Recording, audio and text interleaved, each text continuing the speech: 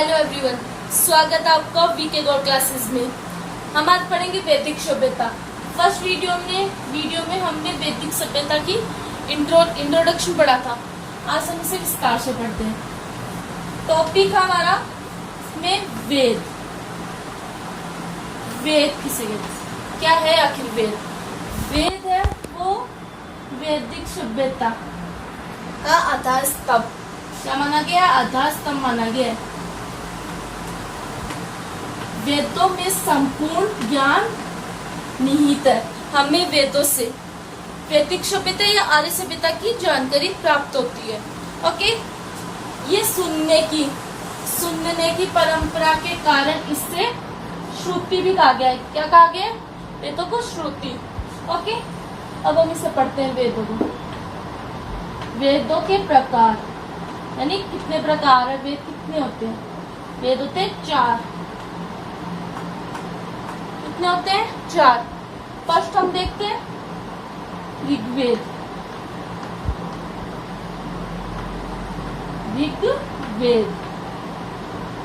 इसके बारे में फर्स्ट तो ऋग्वेद, सेकंड क्या होगा? सामवेद।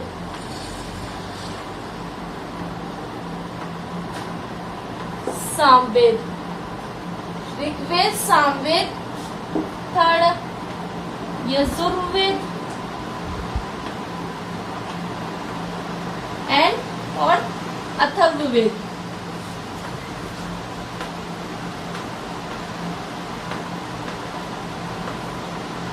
ऋग्वेद, सामवेद, यजुर्वेद एंड अथर्ववेद, ये 4 वेद है। ओके, ऋग्वेद देखते हैं। ऋग्वेद में यह है प्राचीन ग्रंथ है। यह प्राचीन ग्रंथ है किसका? आर्यों का। आर्य जिन्हें वैदिक सभ्यता का निर्माता माना जाता है। ओके, फर्स्ट पॉइंट तो हम ये पढ़ेंगे इसमें, प्राचीन ग्रंथ है आर्यों का, यानी ये आर्यों का प्राचीन ग्रंथ है ऋग्वेद। सेकंड देखते हैं इसमें 1028 सूक्त और 10 अध्याय।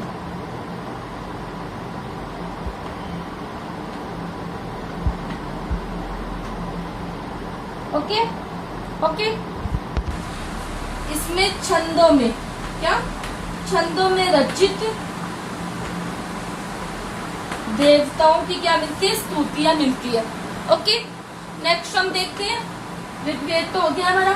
अब है सामवेद। इसे भारतीय संगीत का जनक माना गया। इस ग्रंथ संगीत का जनक माना गया है। किसको? सामवेद को। इसमें फर्स्ट पॉइंट तो ये हो गया, हमारे भारतीय संगीत का जनक माना गया। सेकंड ये होगा, इसमें 1801 मंत्र है। कितने हैं? 1801 मंत्र है, जिनमें से 75 मंत्र यानी 75 मंत्र है ना, वो तो नहीं है, और शेष सभी क्या है? ऋग्वेद के। ओके, तो हम देखते हैं यजुर्वेद। अब यजुर्वेद में क्या आता है? इसमें धार्मिक कर्मकांडों,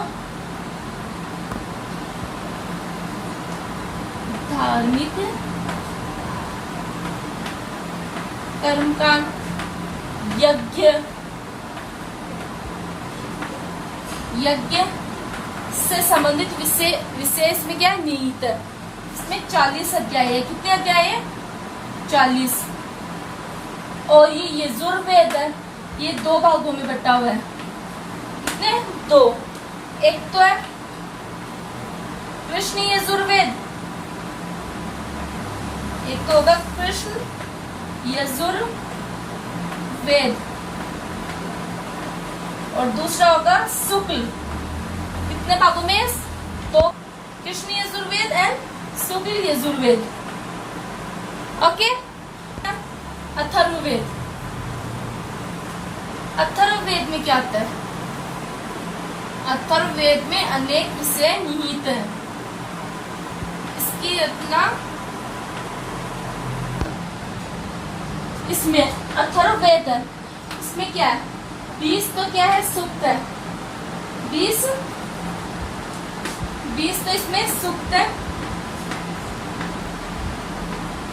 731 हटकर अथर्ववेद ये अंतिम वेद है। इसमें क्या है, इसमें तो है 20 मंडल इसमें कितने हैं 20। 731 क्या है इसमें सूक्त है एंड 6000 इसमें क्या है मंत्र है। ओके, अब नेक्स्ट टॉपिक हमारा वैदिक साहित्य। प्रत्येक वेद के में 4 भाग है। प्रत्येक वेद के 4 भाग है जिसे वैदिक साहित्य कहा जाता है। देख लेते हैं अब कौन कौन से वो है। फर्स्ट है संहिता, फर्स्ट होगा संहिता।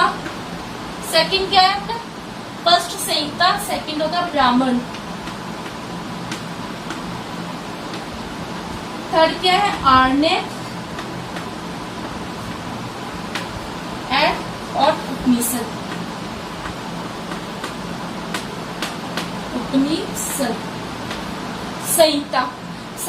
संहिता में क्या है, संहिता में वेदों की व्याख्या की गई है।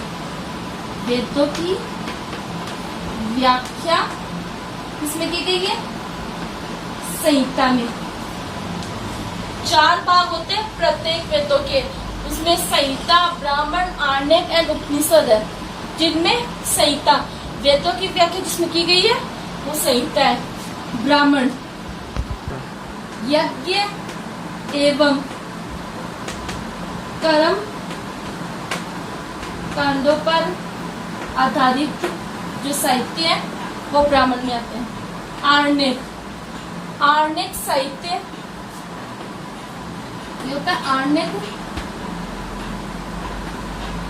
साहित्य या ग्रंथों को तो ऋषियों द्वारा, इनके ऋषियों द्वारा वर्णों में लिखा जाता है। द्वारा वर्णों में लिखा जाता है, जिसे आर्णव कहते हैं। उपनिषद में क्या आता है, उपनिषद में गुड़ विषय यानी यह रहस्यमयी विषय उपनिषद में आते हैं। नेक्स्ट हम देखते हैं वेदांग। हमारा टॉपिक होगा नेक्स्ट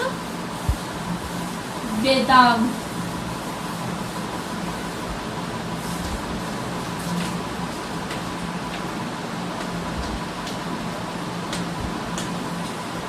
नेक्स्ट है वेदांग। वैदिक साहित्य को वेदांग किसे कहते हैं, वैदिक साहित्य को ठीक ढंग से समझने के लिए वेदांग की रचना की गई है। वेदांग कितने होते हैं, शिक्षा 6 होते हैं इन वेदांग। फर्स्ट है शिक्षा, कल्प, सेकंड होगा शिक्षा, कल्प, व्याकरण। शिक्षा, कल्प, व्याकरण, निरुक्त, छंद एंड ज्योतिष। वेदांग 6 होते हैं, शिक्षा, कल्प, व्याकरण, निरुक्त, छंद, ज्योतिष।